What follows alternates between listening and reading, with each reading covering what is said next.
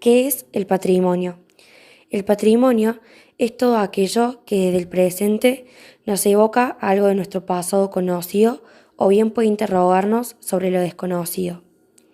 Nos motiva preguntas, nos interpela y no siempre tenemos la respuesta inmediata. Para dar esas respuestas debemos vincularnos con otras personas, visitar museos y centros patronales o buscar bibliografías. A partir de ellos podemos construir sentimientos de pertenencia, memoria e identidad. Es dinámico y cambia de manera constante debido a su estrecha relación con la práctica propias de la vida de las comunidades. No es algo dado, sino que va siendo construido como tal. Todos los bienes son susceptibles de ser patronalizados, ya que los bienes se construyen como referentes de prestigio en las sociedades contemporáneas. Los valores cambian en función del tiempo y los diferentes contextos culturales desde los que se estudian. La atribución de valores determinará qué bienes se seleccionen para pasar a formar parte de los procesos de investigación y gestión de ese patrimonio. El patrimonio en tiempos históricos puede reconstruirse a partir de escritas, obras de artes y restos materiales, muebles e inmuebles. Pero si vamos más allá, como la que conocemos o como las que trajeron los españoles a América, las fuentes son principalmente los objetos que han quedado enterrados, las pictografías y los petroglifos. Estos restos materiales son recuperados y estudiados por la arqueología, que es la ciencia que nos permite conocer el modo de vida de las sociedades pasadas. Forman parte del patrimonio arqueológico. Desde la arqueología, el valor de los restos arqueológicos está relacionado con la capacidad que los mismos poseen para explicitar o proporcionar información a problemas de investigación, planteándose en el ámbito académico. Un resto o un sitio arqueológico en su conjunto se considera significante cuando se reconoce el potencial que el mismo presenta para proporcionar datos que pueden ayudar a comprender una problemática específica. Y se toman entonces medidas necesarias para su protección, recuperación e investigación. El otorgamiento de significancia es un proceso complejo, sujeto a cambio a través del tiempo. La significancia es una cualidad de carácter múltiple de acuerdo a los diversos grupos que están involucrados en la evaluación del sitio. Pueden existir grupos étnicos con intereses históricos particulares en la zona, organismos públicos o privados que tengan la responsabilidad de encarar tareas de rescate arqueológico, y habrán diversos grados de significación en juego, y entonces todos deben ser consultados y puestos a consideración. La valorización y la significación de áreas y sitios arqueológicos varían de acuerdo al conocimiento que posee cada sociedad acerca del pasado, de la religión y de los métodos apropiados para acceder a un completo conocimiento de ella. Por ello, resulta prioritario desarrollar actividades que tengan en sus objetos fundamentales la recuperación, conservación, investigación y transmisión de conocimientos a diversos sectores de la sociedad.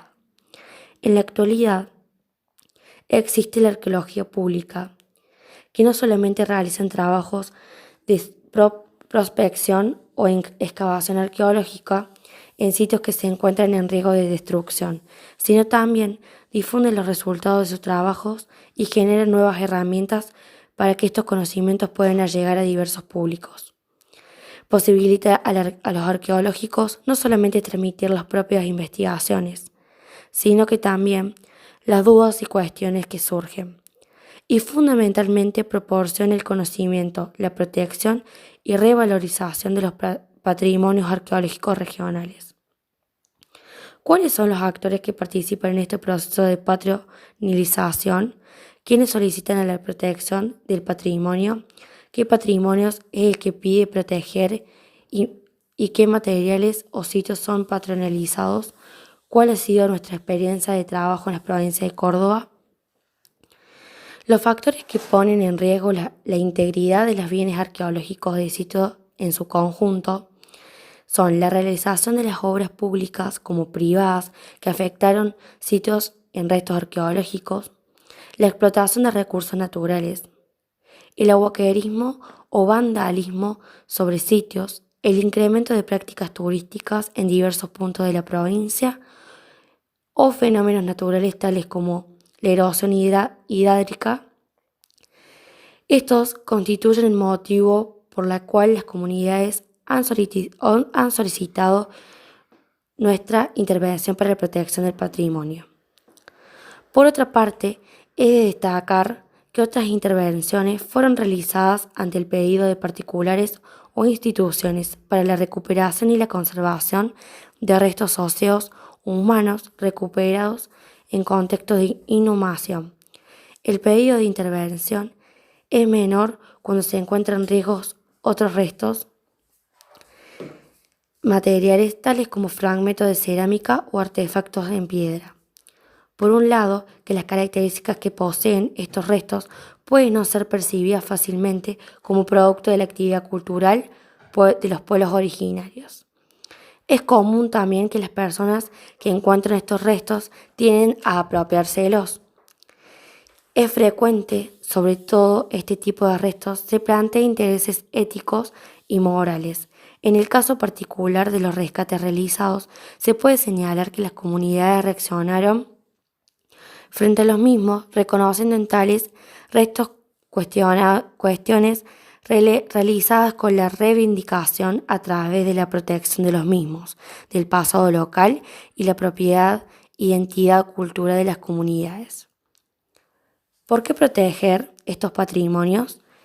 En aquellos lugares donde las comunidades locales reconozcan restos materiales que pertenecieron a las sociedades indígenas que habitaron la provincia, imprescindible que trabajen los arqueólogos.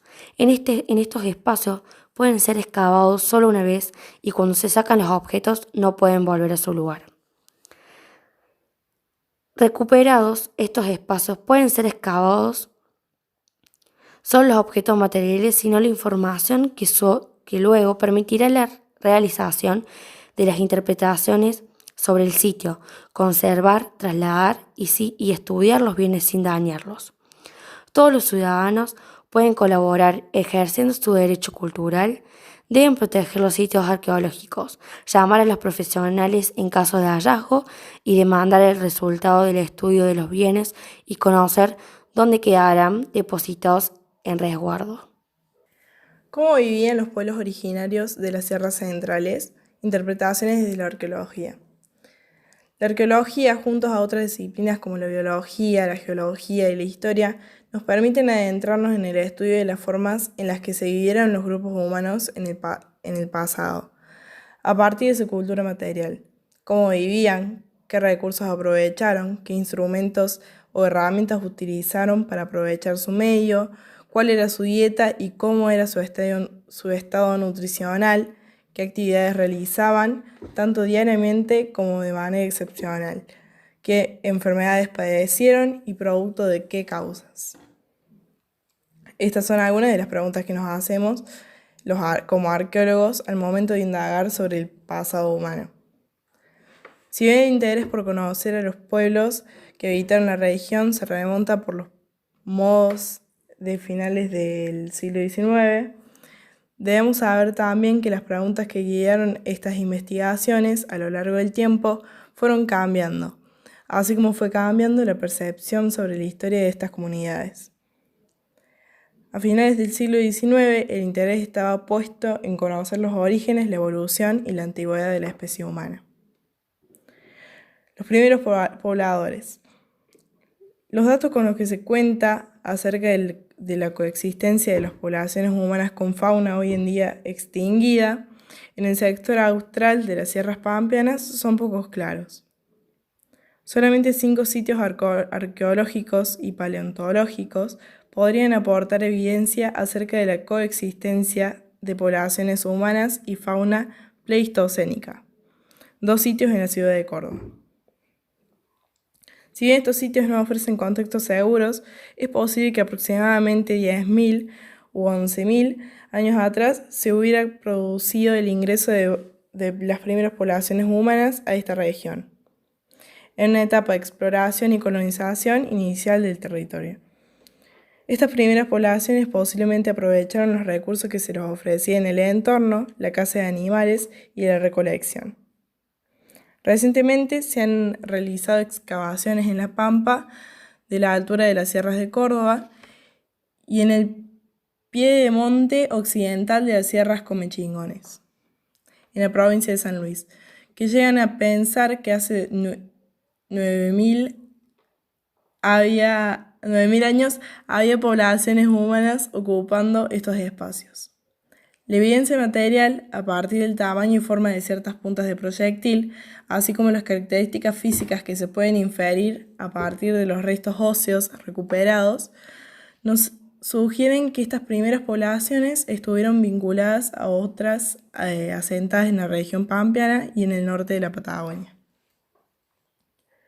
Una vez establecidos en esta región, las poblaciones se habrían dispersado en distintos ambientes, aprovechando los distintos recursos que ofrecían. Por las características de las puntas de proyectil, como una hoja de laurel, podemos pensar que estas poblaciones cazaban grandes mamíferos, así como guanacos y ciervos que vivían en las estepas y montes. La vida en los aleros o abrigos rocosos. Aproximadamente 6.000 años antes del presente, las poblaciones humanas ya estaban completamente establecidas en la región.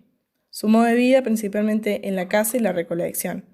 Aparece un nuevo estilo de puntas de proyectil y este cambio en la forma de proyectiles supone un cambio mayor en las estrategias de subsistencia.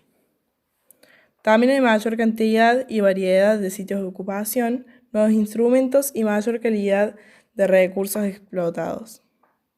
Existen indicios para pensar que estas poblaciones desarrollaron relaciones más complejas de interacción a nivel personal y grupal. Esto se evidenciaría por la aparición en el registro arqueológico de bienes personales que denotaban una intencionalidad estética. La aparición de algunos motivos geométricos pintados, abstractos o figurativos, en abrigos rocosos de sierras pueden ser manifestaciones de procesos de diferenciación y complejización social. La vida en aldeas. Aproximadamente 2.000 años atrás se producen ciertas modificaciones tecnológicas en la organización social y las estrategias de subsistencias. Uno de estos cambios es la producción de alfarería, otro la producción de alimentos y finalmente la vida en poblados. Estos cambios no se dieron al mismo tiempo ni en todo el espacio geográfico de las sierras centrales. Fueron paulatinos y en ningún caso implicaron el abandono de las estrategias de subsistencia basadas en la caza de guanacos y recolección de algarrobo y otras especies. La opción de una novedad tecnológica como la cerámica resulta ventajosa en estas sociedades. Paulatinamente se fueron creando diferentes formas de organización para la subsistencia. Otra de ellas fue el regionalismo. En esta nueva forma de organización basada en una economía mixta, que fue la caza, recolección y el cultivo agrícola, fue adquiriendo modalidades regionales vinculadas con el proceso de diferencias étnicas, definición de territorio y estilos demarcatorios. Las diferencias regionales se deben a las distintas adaptaciones realizadas por cada grupo humano de acuerdo al entorno ambiental y a formar de marcar diferencias con otros grupos.